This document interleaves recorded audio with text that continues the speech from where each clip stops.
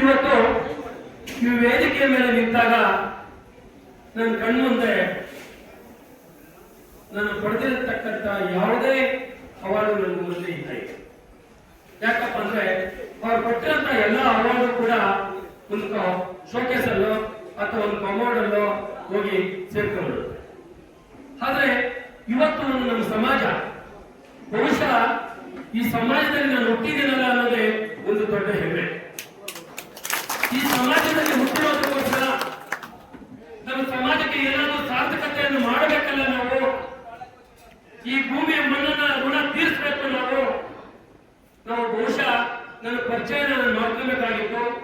ನಾನು ಈ ಪಕ್ಕದ ಗ್ರಾಮದ ದೊಡ್ಡವಲ್ಲಪ್ಪಿ ಮುನ್ಷಾಮಪ್ಪನವರ ಕೊನೆ ಮಗ.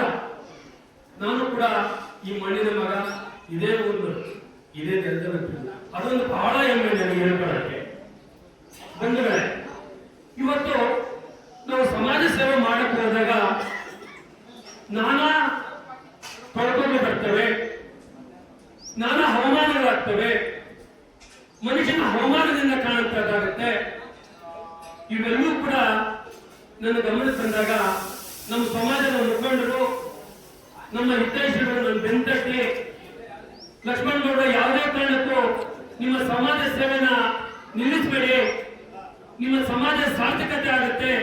ಯಾರೋ ಒಬ್ಬರು ಮಾತಾಡಿದ ಮಾತಿಗೆ ನಿಮ್ಮ ಸಮಾಜಕ್ಕೆ ಕೊಡೋದು ಯಾರೇ ಆಗಿರ್ಲಿ, ಖಂಡಿತವಾಗ್ಲೂ ನನಗೆ ಹೆಸರು ಕೊಡಿ, ನಾನು ಓದಿಸ್ತೀನಿ ಅಂತ. ಯಾರು ಬಂದು ಸಮಾಜದಲ್ಲಿ? ಆದ್ರೆ ಮಾಡೋರನ್ನ ಒಬ್ರು ಕೇಳೋದಿರ್ಬೇಕಾಗತ್ತೆ. ನಮ್ಗೆ ಹೆಂಗ್ ಗೊತ್ತಾಗತ್ತೆ ನಮ್ಮಲ್ಲಿ ಬಡವರಿದ್ದಾರೆ, ಯಾರಿಂದ ಅವಶ್ಯಕತೆ ಇದೆ, ನಾವು ಅದನ್ನ ಮಾಡ್ಬೇಕು ಅಂತ ಹೆಂಗ್ ಗೊತ್ತಾಗತ್ತೆ? ಆದ್ರೆ ಇಂಥ ಸಭೆ ಸಮಾರಂಭದ ಮುಖಾಂತರ ನಾವೆಲ್ಲ ಆಗಾಗ ಒಟ್ಟಾಗಿ ಸೇರಿ ನಿಮ್ಮ ಇವತ್ತು ಆರ್ಥಿಕ ವ್ಯವಸ್ಥೆ ಚೆನ್ನಾಗಿದೆ, ವಿಜಯ್ ಕುಮಾರ್ ಕೇಳಿದ್ರೆ ನಮ್ಮ ಸಮಾಜಕ್ಕೆ ಮಾಡ್ತಾರೆ ನಮ್ಗೆ ಗೊತ್ತಾಗುತ್ತೆ. ಹಾಗಾದ್ರೆ ಈ ತರ ನಾವು ಸಭೆ ಸಮಾರಂಭ ಮಾಡಬೇಕಾಗುತ್ತೆ. ಸಂಘ ಸಂಸ್ಥೆಗಳಲ್ಲಿ ಯಾಕೆ ಕಟ್ಕೊಳ್ಬೇಕು ಅಂತಂದ್ರೆ ಇದೇ ಕಾರಣಕ್ಕೆ ಕಟ್ಕೊಳ್ಬೇಕು. ಸಂಘ ಸಂಸ್ಥೆಗಳು ಕಟ್ಟಿ ಅವ್ರು ವೈಯಕ್ತಿಕವಾಗಿ ಏನು ಮಾಡಂಗಿಲ್ಲ. ಜನ ಮಾತಾಡ್ತಾರೆ, ಸಂಘ ಕಟ್ಟಿದರೆ ಅಲ್ಲಿ ಏನೋ ಲೂಟು ಹೊಡಿತಾರೆ, ಅಲ್ಲೇನೋ ಬರುತ್ತೆ, ಅದಕ್ಕೆ ಮಾಡ್ತಾರೆ ಅಂತ. ಒಂದು ವೇಳೆ ದಯಮಾಡಿ ಯೋಚನೆ ಮಾಡಿ, ಎಲ್ಲಿಂದ ಬರಕ್ ಸಾಧ್ಯ? ನೀವು ಕೊಡಂತ ಹಣದಲ್ಲಿ, ಧನಿಕರು ಕೊಡಂತ ಹಣದಲ್ಲಿ ಬಡವರ ಬಗ್ಗೆ ದಾನ ಮಾಡ್ತಾರೆ ಅಷ್ಟೇ. ಇವತ್ತು ರಾಮಚಂದ್ರ ಗೌಡರನ್ನು ನಮ್ಮ ಸಮಾಜ 10 ಜನನ್ನು ನಾವು ಓದಿಸ್ತೀವಿ ಅಂತ ಎಲ್ಲಿಂದ ಓದಿಸ್ತಾರೆ? ಪಾಪ ಅವರು ಯಾರೋ ಇರ್ತಕ್ಕಂಥ ಪುಣ್ಯಾತ್ಮ ಕೊಟ್ಟಿರೋಂಥ ದುಡ್ಡಲ್ಲೇ ಓದಿಸ್ತಾರೆ.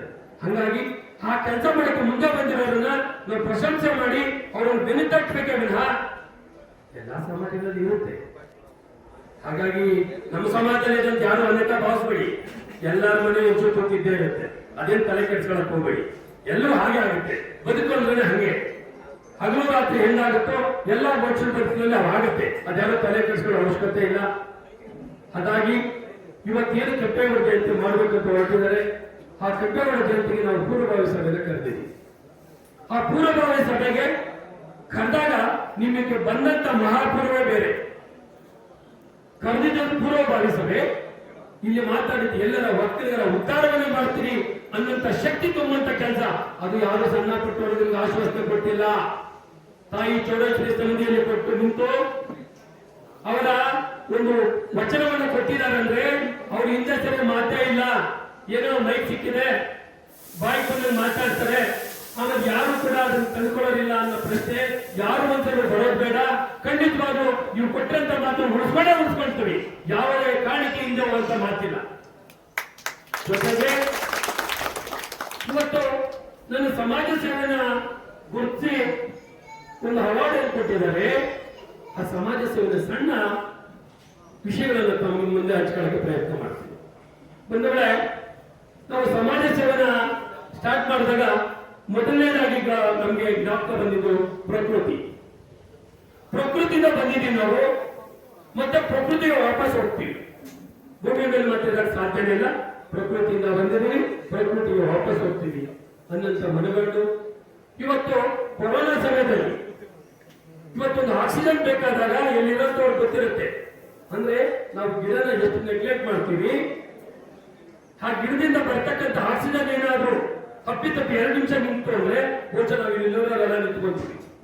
ಅದನ್ನ ಮನಗೊಂಡು 20,000 ಗಿಡಗಳನ್ನು ನೆಟ್ಟಿದ್ದೇವೆ. ಅಷ್ಟಿಷ್ಟ ಅಲ್ಲ, ಹಂಗಾಗಿ ಸಮಾಜ ಸೇವೆಗೆ ನಮ್ಗೆ ಇಷ್ಟೊಂದು ಅದ್ಭುತವಾದಂತಹ ಸ್ಥಾನ ಸಿಗಕ್ಕೆ ಕಾರಣ 20,000 ಗಿಡ ನೆಟ್ಟಿದ್ದೀವಿ. ಬಂಧುಗಳೇ, ನೀವು ಇಲ್ಲೇ ನಾರ್ತ್ ಯೂನಿವರ್ಸಿಟಿ ಕಾಲೇಜು ಮನ್ಸಂದ್ರದ ಹತ್ರ ನೋಡ್ಬೋದು. 25 ಎಕರೆಯಲ್ಲಿ ಇವತ್ತೇನಾದ್ರೂ ವನ ಕಾಡಂತರ ಏನಾದ್ರು ಇದ್ರೆ ಅದು ಹ್ಯಾಪಿ ಫೌಂಡೇಶನ್, ಅದು ಸುಮನ್ಲಿ ಟ್ರಸ್ಟ್ ಹಾಗೂ LG ಫೌಂಡೇಶನ್ ನನ್ನ ರೋಟರಿ ಮಾಡಿರುವಂತ ಕೆಲಸ. ಅಟ್ ಎ ಟೈಮ್ 10,000 ಗಿಡನ 2,000 ಗಿಡದ ಭೂಮಿ ಒಳಗಡೆ ವಿದ್ಯಾರ್ಥಿಗಳ ಮೇಲೆ ಹಾಕಂತ ಕೆಲಸ ಮಾಡಿದ್ದು ಏನಾದ್ರು ಮಾಡಿದ್ರೆ ಅದು LG ಫೌಂಡೇಶನ್. ಬಹುಶಃ ಯಾರು ಮಾಡಕ್ಕಿದ್ದವರಿಗೆ 2,000 ಗಿಡ ಒಂದ್ಸರಿ ಆಗಕ್ಕೆ ಬಂದ್ರೆ ಅದಕ್ಕಿಂತ ಮುಂದುವರೆದಾಗ ಅನೇಕ ಕೆಲಸ ಕಾರ್ಯಗಳು ಮಾಡಿದ್ದೀವಿ. ಆದ್ರೆ ನಾವು ಚಿರಸ್ಪಡಿಯಾಗಿ ಉಳ್ಕೊಳ್ಳಂತ ಒಂದು 4-5 ಕೆಲಸಗಳು ಹೇಳ್ತೀವಿ.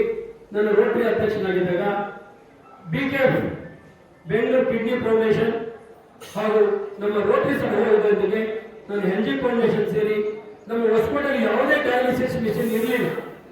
ನನ್ನ ಅಧ್ಯಕ್ಷರಾದಾಗ ಕನಿಷ್ಠ 35 ಲಕ್ಷ ರೂಪಾಯಿಗಳನ್ನು ಖರ್ಚು ಮಾಡಿ, ಯಾವ ಭಾಗದಲ್ಲೂ ಇಲ್ಲ, ನೀವು ಯಾವಾಗಾದ್ರೂ ತಿರುಗಲಿ ಒಂದು ಸರಿ ನೀವು ಬೆಂಗಳೂರು ಡಯಾಲಿಸಿಸ್ ಮಾಡಿದ್ರೆ ಕನಿಷ್ಠ ಪಕ್ಷ 3 ಲಕ್ಷ ಸಾವಿರ ಬೇಕು, ಸಮಯ ಬೇಕು.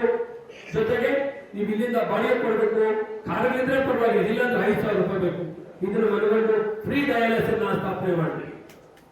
ಈ ಕೀರ್ತಿ ನಮ್ಮ LG ಫೌಂಡೇಶನ್ ಸರ್ತದೆ. ಬಂದವರೆ, ಅದಲ್ಲದೆ ನಾವು ಏನಿವತ್ತು ಬ್ಲಡ್ ಬಂದಾಗ ಮನೆಗಳನ್ನ ಕೊಡ್ತೀವಿ ಅಂತ ಹೇಳಿದ್ರು.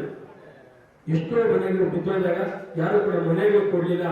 30 ಮನೆಗಳನ್ನ ಹಟ್ಟೆ 15-20 ದಿವಸಗಳಲ್ಲಿ ಯಾರು ಕಟ್ಟಿದ್ರು ನನಗೆ ಗೊತ್ತಿಲ್ಲ. ಇವತ್ತು ಆ ಚೆನ್ನಾಗಿ ಕೋಲಾರ ಬೆಳೆದಿದೆ. ಕಾರಂಜಿ ಕಟ್ಟೆಯಲ್ಲಿ ಕಟ್ಟಿದೀವಿ, ಕಿಲಾರ್ಪೇಟೆಯಲ್ಲಿ ಕಟ್ಟಿದೀವಿ, ನಮ್ಮ ಇಲ್ಲಿಗೆ ಕಾಚರಕಳ್ಳಿಯಲ್ಲಿ ಕಟ್ಟಿದೀವಿ, ನಮ್ಮ ಇಲ್ಲಿ ಇದಂತ ನಮ್ಮ ನರಸಿಂಹಸ್ವಾಮಿ ದೇವಸ್ಥಾನ ಜಾತ್ರೆ ನಡೀತದಲ್ಲ ಕದ್ರಿಪುರ ಅಲ್ಲಿ ಕಟ್ಟಿದೀವಿ, ನರಸಾಪುರದಲ್ಲಿ ಕಟ್ಟಿದೀವಿ.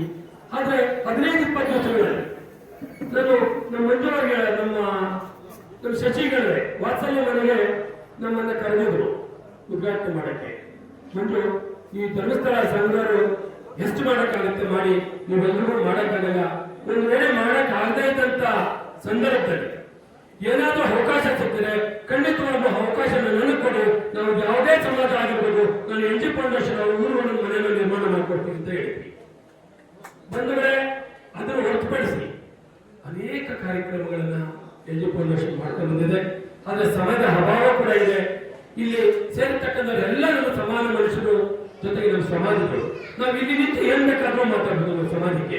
ಆದ್ರೆ ಕಾಂಪೌಂಡ್ ಇಂದ ಹೊರಗಡೆ ಹೋದ್ಮೇಲೆ ನಾನು ಬರೀ ಸಮಾಜ ಅಂತ ಮಾತಾಡಕ್ಕಾಗಲ್ಲ. ಸರ್ವತೋಮುಖವಾಗಿ ನಾವು ಸಮಾಜನ ಗಮನಿಸಬೇಕಾಗ್ತದೆ. ಎಲ್ಲ ಸಮಾಜವನ್ನು ಹೊರಗೆ ತಗೊಳ್ಳೋದ ಕೆಲಸ ಮಾಡ್ಬೇಕಾಗ್ತದೆ. ಆದ್ರೆ ಈ ಸಮಾಜದಲ್ಲಿ ನಿಂತಾಗ ನನ್ನ ಸಮಾಜಕ್ಕೆ ನಾನು ಆದ್ಯತೆ ಕೊಡ್ತೀನಿ. ಅದನ್ನ ಎಲ್ಲವೂ ಕೂಡ ನಾನು ಈಗಾಗಲೇ ನಮ್ಮ ಉಪಾಧ್ಯಕ್ಷರಾದಂತ ಕೃಷ್ಣಾರೆಡ್ಡಿಯವ್ರಿಗೂ ಹೇಳಿದ್ದೀನಿ, ನಮ್ಮ ಅಧ್ಯಕ್ಷರಾದಂತ ರಾಮಚಂದ್ರವ್ರಿಗೂ ಹೇಳಿದ್ದೀನಿ. ನಾವು ಯಾರು ಕೂಡ ಗಮನದಲ್ಲಿ ಇಟ್ಕೊಳ್ಳಿ. ಇವತ್ತು ಈ ಮಟ್ಟಿಗೆ ನಮ್ಮ ಸಮಾಜ ಬೆಳೆದಿದೆ ಅಂದ್ರೆ ವಿದ್ಯಾವಂತ ಆಗಬೇಕಾಗಿದೆ. ವಿದ್ಯಾವಂತ ಆಗಕ್ಕೆ ಹಣದ ಸವಲತ್ತು ಇಲ್ಲದೆ ಇದ್ದ ಕಾರಣ ಅವರದೇ ಒಂದು ಕಾಲೇಜ್ ಇದೆ, ನಂದು ಕೂಡ ಒಂದು ಕಾಲೇಜ್ ಇದೆ, ಸಣ್ಣ ಕಾಲೇಜನ್ನ ಒಂದು ಇಟ್ಕೊಂಡಿದೆ, ಅದ್ವೈತ PU ಡಿಗ್ರಿ ಕಾಲೇಜ್ ಅಂತ ಹೇಳಿ. ಯಾರಾದ್ರೂ ಹೊಸಕೋಟೆ ಭಾಗದಲ್ಲಿ ಬಹುಶಃ ನನ್ನ ಗಮನಕ್ಕೆ ಬಂದ್ರೆ ನಮ್ಗೆ ಯಾವ್ದು ಫೀಸ್ ಬರಲ್ಲ, ಬೇರೆ ಪ್ರಶ್ನೆ. ತೀರಾ ಹೋದಂತ ನಮ್ದು ಔಟ್ ಆಫ್ CBSE ಇದೆ, ICSE ಇದೆ, ನಮ್ದು CHC ಮತ್ತೆ CA ಅತ್ಯುತ್ತಮದ ನಮ್ದು ಕಾಲೇಜ್ 2 ರ್ಯಾಂಕು, 2 ಮತ್ತು 4ನೇ ರ್ಯಾಂಕು ನಮ್ಮ ಕಾಲೇಜಿಂದ ಪಡ್ಕೊಂಡಿದೆ.